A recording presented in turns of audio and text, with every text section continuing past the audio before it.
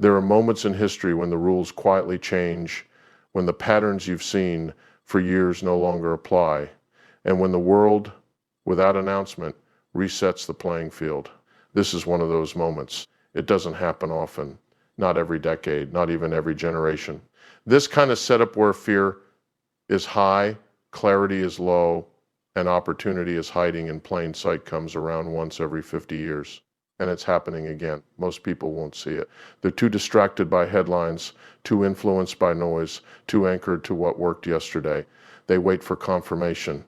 They wait for certainty. But by the time certainty arrives, the opportunity is gone. Because the greatest opportunities are never obvious in real time. They are born in discomfort. They are hidden in chaos. They demand something rare, clarity of thought when everyone else is confused. Right now, the crowd is reacting. They're emotional. They're chasing safety. They're looking for reassurance. But history has never rewarded the crowd at turning points like this. It rewards the few who can step back, who can see the bigger picture, who understand that cycles are not random, they are inevitable. Every major shift follows the same rhythm. Excess leads to correction. Correction creates fear. Fear creates mispricing, and mispricing creates opportunity. But here's the truth most people don't want to accept. Recognizing the opportunity is only half the battle. Acting on it, that's where everything changes, because action requires conviction. Conviction requires independence, and independence requires the courage to stand alone. You have to be willing to look wrong before you look right. You have to be willing to move when others are frozen. You have to trust your understanding more than the opinions surrounding you. This isn't about reckless risk. It's about calculated belief. It's about preparing yourself mentally, emotionally, and strategically for a moment that doesn't come twice. Think about it. If this truly is a once in 50-year setup, what does hesitation cost you? What does inaction cost you? Because time doesn't wait for confidence.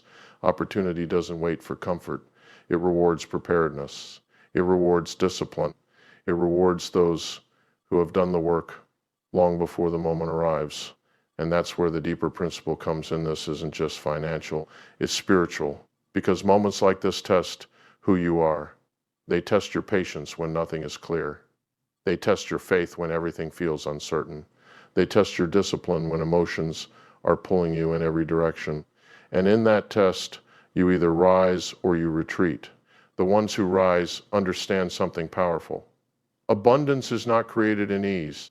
It's created in transition, in discomfort, in the willingness to see possibility where others see risk. This is not the time to follow. This is the time to think, to observe, to prepare, to act with intention. Because when the cycle turns, and it always does, it won't announce itself. It won't send an invitation. It will simply reward those who are ready and leave behind those who are waiting. So ask yourself honestly, are you reacting to the moment or are you positioning for it? Because this setup, it won't come again in your lifetime. And what you do right now will define what the next 10, 20, even 30 years look like for you. The window is open, not forever, just long enough for those who are ready to walk through it. There are rare moments in the life of an economy when the ordinary rules seem to pause and something far bigger begins to unfold. These are not the moments that come every few years with a routine market correction or a temporary shift in sentiment. These are once-in-a-generation cycles, rare economic windows that have the power to create extraordinary wealth for those who recognize them early. History shows us that such moments do not arrive often. They emerge perhaps once every 40 to 50 years when the financial system, investor psychology, policy direction, and global power structures all begin to align in a way that resets the future. Most people miss these moments because they are usually disguised as chaos. They do not arrive with celebration. They arrive with fear. The headlines are negative. Confidence is low. People speak more about survival than opportunity. Markets appear uncertain, and the average person becomes more focused on what can go wrong than on what can go right. Yet this is precisely where transformational wealth begins to form. The greatest fortunes in history were rarely built in times of comfort. They were built in periods of transition. When economies go through major shifts, whether due to inflation cycles, technological revolutions, policy reversals, demographic changes, then the effects can be significant. Or geopolitical realignments, the old leaders fall and new leaders rise. Entire industries can be revalued. Assets that once looked ordinary suddenly become incredibly valuable. Those who are prepared, informed, and emotionally disciplined are able to position themselves before the crowd realizes what is happening. This is why rare economic cycles matter so deeply. They compress decades of opportunity into a short window of time. A person who understands these cycles knows that wealth is often created not by constant activity, but by waiting patiently for extraordinary moments and then acting with conviction. In ordinary years, returns may come slowly, but in these rare cycles, one well-timed decision can alter the trajectory of your financial future for decades. Think about every major wealth creation era in modern history. There were moments when markets were deeply undervalued, when capital was misallocated, when panic created pricing distortions, and when bold thinkers stepped forward while everyone else stepped back. These moments rewarded patience, vision, and the ability to think independently. The crowd usually moves late. By the time the opportunity becomes obvious, the real gains have already been made. This is why mindset becomes everything. Rare cycles test not only your knowledge, but your emotional strength. Can you remain calm while others panic? Can you see long-term value through short-term noise? Can you trust principles over public opinion? These moments demand wisdom. They demand discipline. And above all, they demand faith in the process of cycles. Every economic age moves in rhythms of expansion, excess, correction, recovery, and renewal. The individuals who study these rhythms understand that downturns are not merely periods of loss. They are often the birthplace of future prosperity. What feels like destruction in the present may actually be preparation for extraordinary growth. This is why rare economic cycles are so powerful. They create the possibility for life-changing outcomes because they shift the entire structure of value. New sectors emerge, old assumptions collapse, capital flows in new directions, and those who are positioned correctly experience growth that can take others a lifetime to achieve. But this requires purpose. Wealth without wisdom is temporary. The true lesson of these rare cycles is not just to make money, it is to understand stewardship, responsibility, and long-term vision. The opportunity is not only to build financial abundance, but to build something meaningful that can outlast the cycle itself. These moments come rarely, once every 50 years perhaps, and when they do not ask whether you are comfortable. They ask whether you are ready. There is a powerful intersection where fear, uncertainty, and undervalued assets collide, and that intersection is where uncommon opportunity begins to take shape. It is not comfortable, it is not obvious, and it rarely feels safe. In fact, it often feels like the exact opposite of what you've been taught to look for. Yet this is where some of the greatest wealth-building moments are born. Fear changes behavior. When uncertainty rises, people don't think clearly, they react. They prioritize protection over possibility. They sell not because something has fundamentally lost value, but because they are trying to escape discomfort. This emotional response creates a gap between price and reality. Assets that still hold long-term strength begin to trade as if their future has disappeared. That gap is where opportunity lives. But you have to understand something deeper. Fear is contagious. It spreads faster than logic. One negative headline leads to another. One market drop leads to more selling. Before long, perception becomes reality in the minds of the majority. Confidence erodes, and with it, rational decision-making.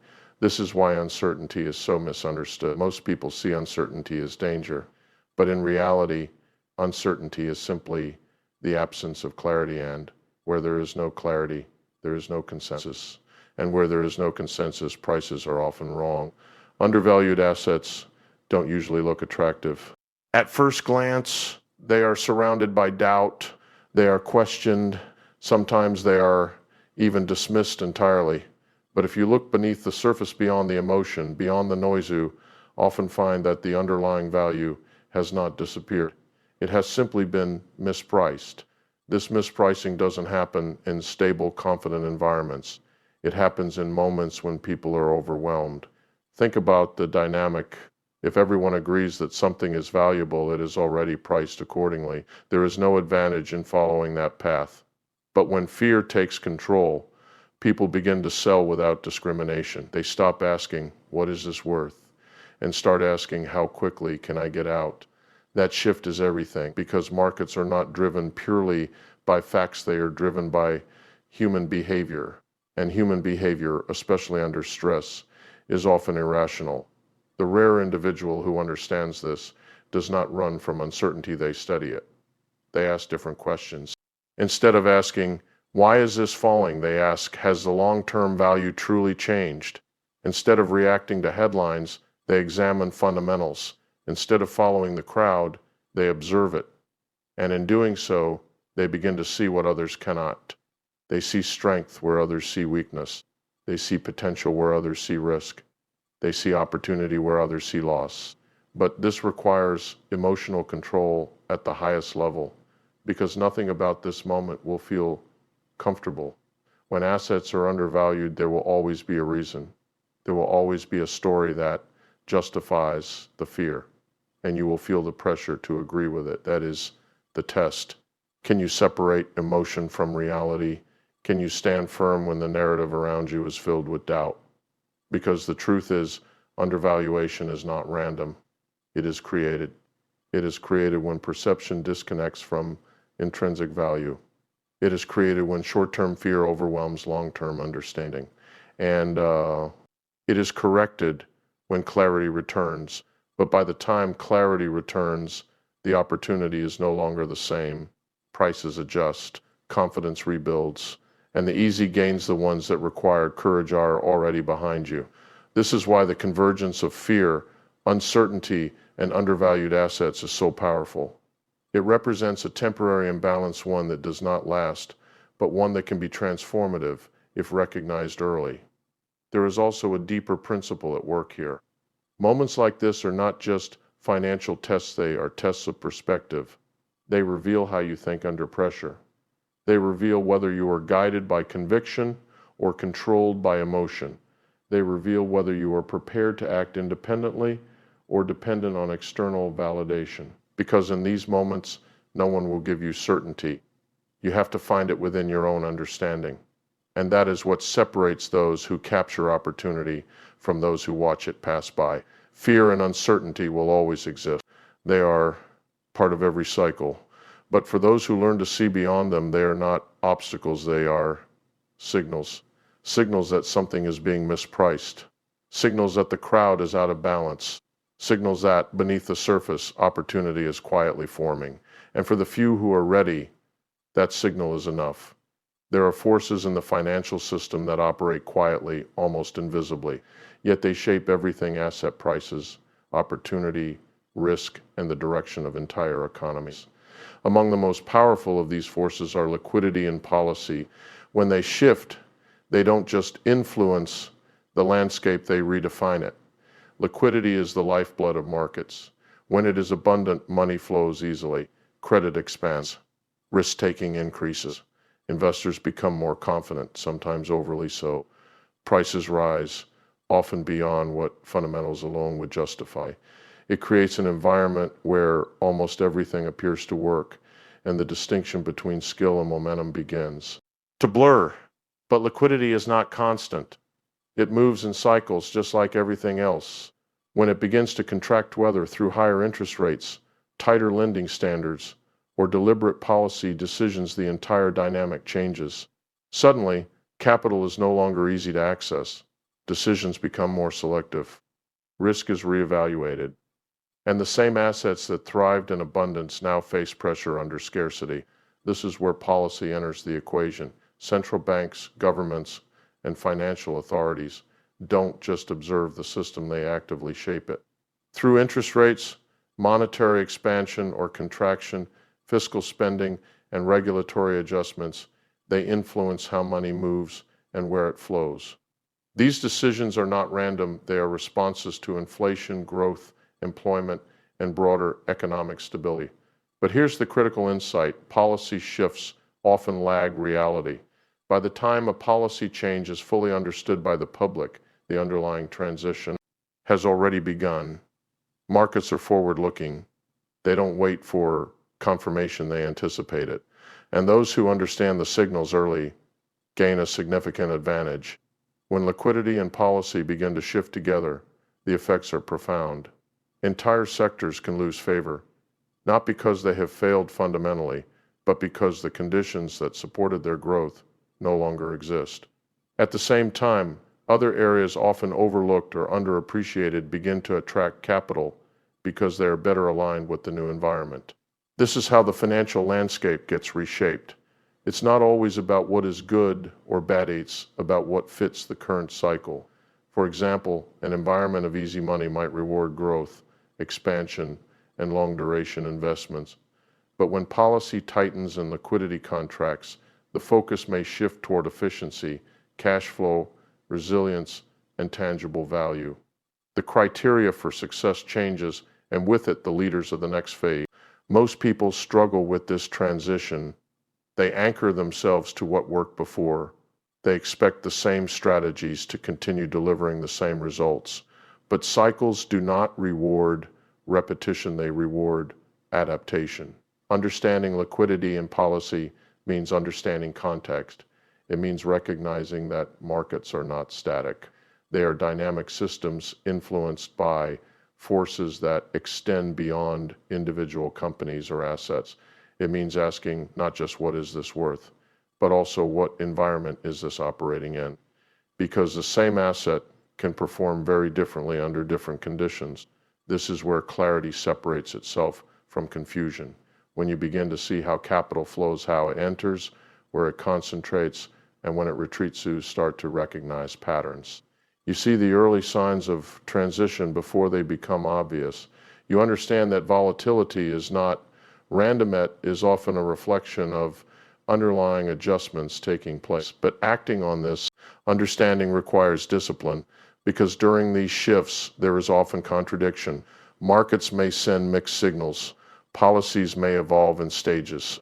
Narratives may change rapidly. And in that environment, it becomes easy to second guess yourself. This is why patience becomes a strategic advantage. You don't need to react to every movement. You need to understand the direction of the larger shift. Because once liquidity and policy align in a new direction, the trend that follows can be powerful and sustained. There is also a deeper lesson here. These shifts remind you that control is limited. No individual controls liquidity. No individual dictates policy. But what you can control is how you respond, how you interpret, how you position, and how you remain grounded when the environment changes. Because every major opportunity begins with a shift that most people don't fully understand. They either ignore it or misinterpret it.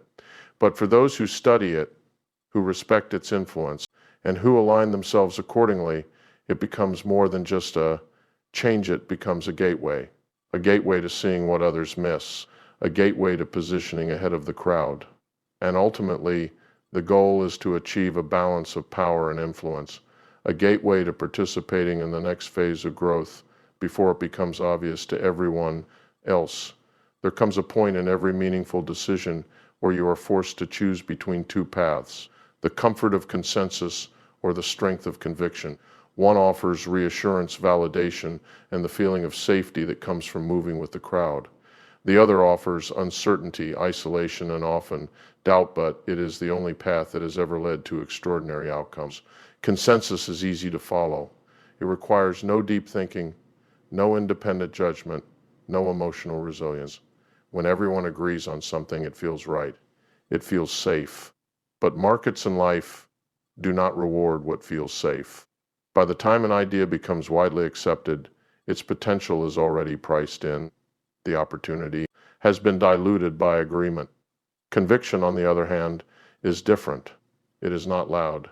It is not reactive. It is built quietly over time through study, observation, and understanding.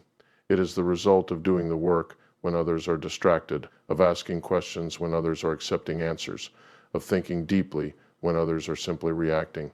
Conviction does not mean being stubborn. It means being informed. It means you have taken the time to understand the underlying reality, whether it's an asset, a trend, or a broader shift trend. You have developed a clear perspective that is not dependent on public opinion. And once that perspective is formed, you are willing to act on it, even when it feels uncomfortable, because it will feel uncomfortable. True conviction often places you in opposition to the crowd. When others are optimistic, you may see risk. When others are fearful, you may see value. In both cases, you stand apart. And standing apart comes with pressure, the pressure of being questioned, the pressure of looking wrong, the pressure of uncertainty. This is where most people retreat. They abandon their thinking and return to consensus because it removes that pressure. If everyone is wrong together, it feels less painful. But that mindset comes at a cost, the cost of missed opportunity, of average outcomes, of never fully realizing your potential. The individuals who succeed at the highest level understand this trade-off. They know that conviction is not about being right all the time. It is about having the clarity to act when it matters most. It is about trusting your preparation over public sentiment. It is about maintaining your position, not because it is easy, but because it is aligned with your understanding. And that alignment is powerful. Because when conviction is rooted in knowledge, it becomes stable. It is not shaken by short-term volatility. It is not easily influenced by noise. It remains steady even when the environment becomes unpredictable. But this stability is not automatic, it is built. It requires discipline to filter information, to avoid distractions, and to focus on what truly matters. It requires emotional control to stay grounded when outcomes don't immediately validate your decisions. And it requires patience to allow your perspective to unfold over time. Conviction also demands humility, because no matter how strong your belief is, you must remain open to new information. True conviction is not rigid, it evolves. It adapts as reality changes. It listens without being controlled. It adjusts without losing its core. This balance between strength and flexibility is what makes conviction so rare. Most people lean too far in one direction. They either follow blindly or they resist blindly. But real conviction sits in the middle. It is thoughtful, deliberate, and grounded in understanding. There is also a deeper principle at work. Choosing conviction over consensus is ultimately a choice about identity. It is a decision to trust your own mind, to take responsibility for your outcomes, and to step into a level of independence that many people avoid. Because once you rely on your own judgment, you can no longer blame the crowd. You own both the risk and the reward, and that ownership is transformative. It sharpens your thinking. It strengthens your discipline. It deepens your awareness of how you process information and make decisions. Over time, it changes how you see the world. You begin to recognize that the crowd is often driven by emotion, by short-term thinking, by the need for validation. And you begin to separate yourself from that pattern, not out of arrogance, but out of clarity. Because you understand something fundamental. The biggest opportunities do not come from agreement. They come from insight. And insight requires the courage to stand alone, not recklessly, not blindly, but deliberately with purpose, with preparation, and with a belief that is strong enough to endure. Discomfort. Because in the moments that matter most, when the stakes are high and the path is unclear, consensus will not guide you. Only conviction will. Timing, in its deepest sense, is not about reacting quickly, it's about seeing clearly before others do. The idea of positioning early is often misunderstood. People associate it with speed, with jumping in first, with taking aggressive action before anyone else moves. But true early positioning is far more disciplined than that. It is quiet, deliberate, and rooted in preparation long before the opportunity becomes visible to the majority. The crowd, by nature, moves late. It waits for confirmation. It looks for validation in headlines, in price movements, in expert opinions. It wants proof that the risk has diminished and that the outcome is more certain. But by the time that proof appears, the landscape has already shifted. Prices have adjusted. Momentum has built. And what was once an opportunity becomes a trend accessible but not longer exceptional.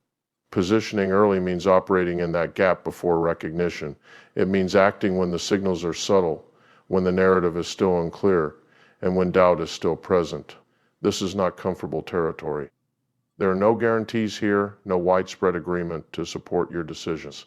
In fact, you often find yourself surrounded by skepticism both from others and from within. This is where preparation becomes everything. You cannot position early without understanding what you are looking at. It requires studying cycles, recognizing patterns, and developing a framework that allows you to interpret signals before they become obvious. You begin to notice shifts in behavior, changes in policy direction, movements in capital flow, small indicators that something larger is unfolding beneath the surface. These signals rarely announce themselves. They whisper, and only those who are paying attention hear them. But hearing them is only part of the process. Acting on them requires trust in your analysis, trust in your discipline, and trust in your ability to navigate uncertainty. Because early positioning almost always comes with periods of discomfort. The market may not immediately validate your decision. Prices may move against you before they move in your favor. And during that time, doubt can grow. This is the test of patience. Can you hold your position without constant reassurance? Can you stay grounded when the outcome is not yet visible? Because the reward for early positioning does not come instantly, it unfolds over time. The advantage, however, is profound. When you are early, you gain access to value that others will later chase at higher prices. You establish your position before competition intensifies. You allow time to work in your favor rather than against you. And as recognition begins to spread, you are no longer reacting, you are already aligned with the direction of the shift. Contrast this with late positioning. When people enter after the opportunity becomes obvious, they are often driven by emotion, fear of missing out, excitement, or the pressure of seeing others succeed. Their decisions are reactive rather than intentional, and because they enter when prices are already elevated, their margin for error is significantly reduced. This is why positioning early is not just about opportunity, it is about risk management. By entering before the crowd, you often acquire assets at more reasonable valuations.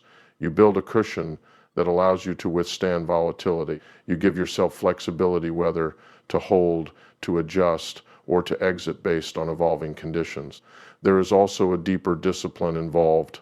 Positioning early does not mean committing everything at once. It often involves scaling and gradually testing your thesis and refining your understanding as new information emerges. It is a process, not a single action, and that process reflects maturity, the ability to balance conviction with caution. Emotion again plays a central role because acting early requires you to move without external validation.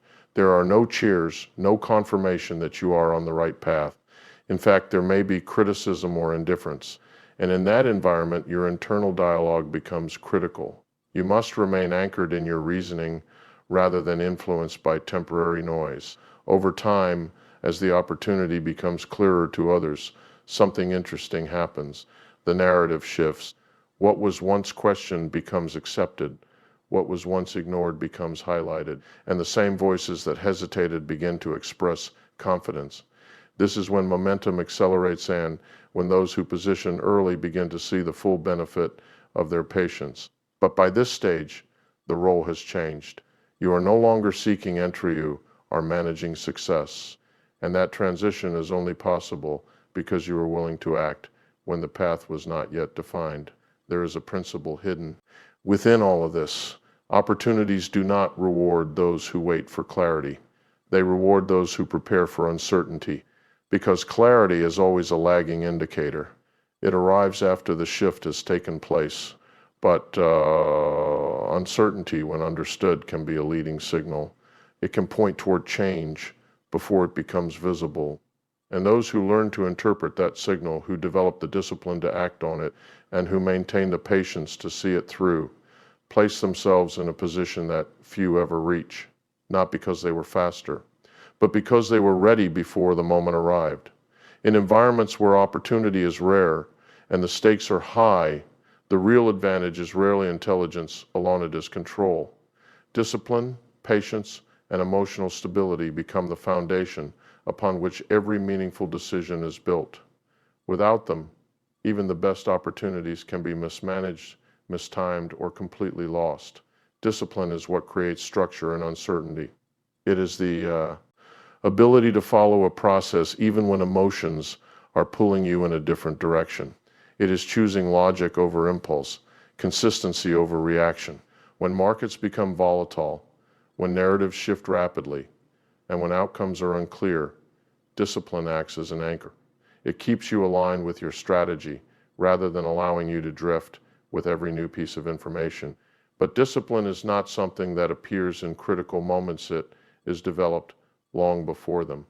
It is built through habits, through repetition, through a commitment to thinking clearly when it would be easier not to. And when the pressure rises, that preparation reveals itself.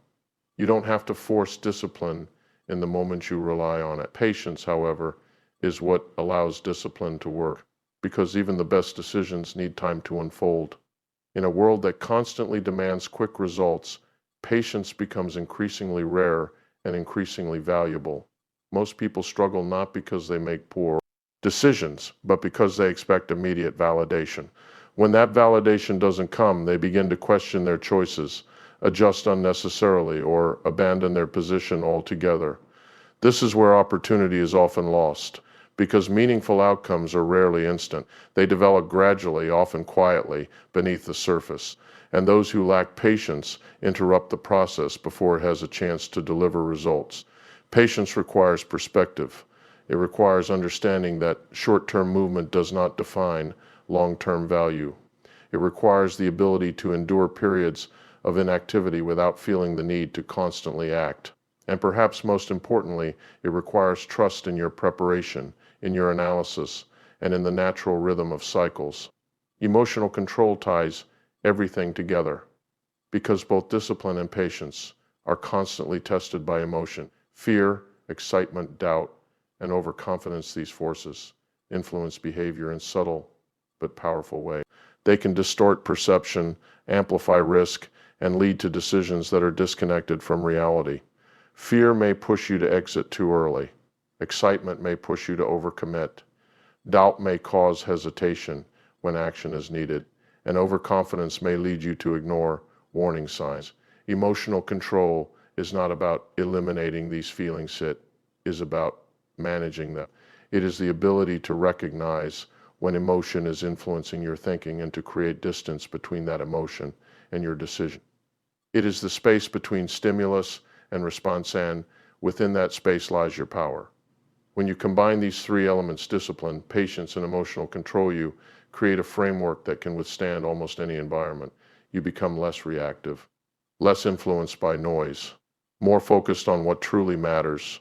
And this clarity gives you an edge that is not dependent on external conditions.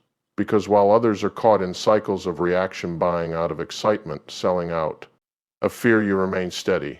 You observe, you evaluate, you act only when it aligns with your understanding. And over time, this consistency compounds. There is also a deeper dimension to this. These qualities are not just tools for decision making, they are reflections of character. Discipline reflects commitment. Patience reflects trust.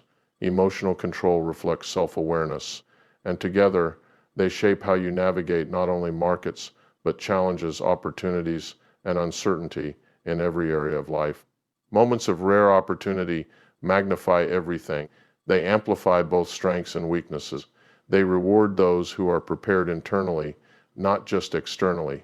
Because when the pressure increases, you don't rise to the level of your expectations, you fall to the level of your discipline.